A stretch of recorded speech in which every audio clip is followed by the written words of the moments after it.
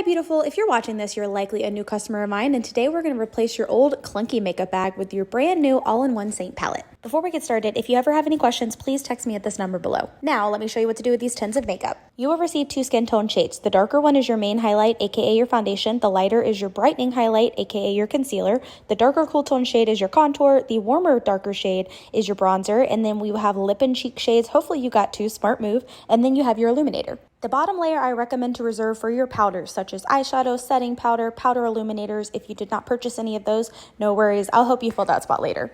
I do recommend keeping your powders separate from your creams, just in case there's any breakage. It won't ruin your cream makeup. Let's dive into application. Grab your 3D brush. We're first going to dip the dome shape into your foundation shade. Sweep that a light layer all over your face, in the beard area, down your neck, and on your forehead. You can also go back over and gently stipple in these areas to smooth out any streaking.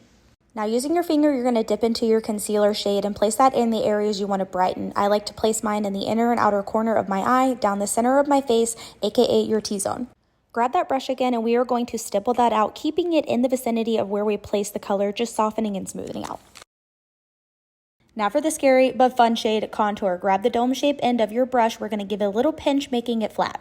After getting a little bit on your brush, we're going to make a rainbow on our forehead right at our hairline, and then we're going to place a little bit at the hollows of our cheeks and on our jawline.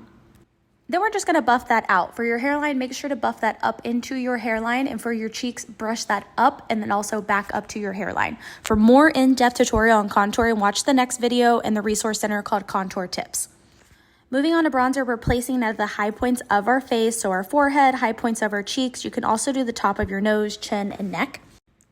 Cream bronzer blends out so beautifully and it is so forgiving.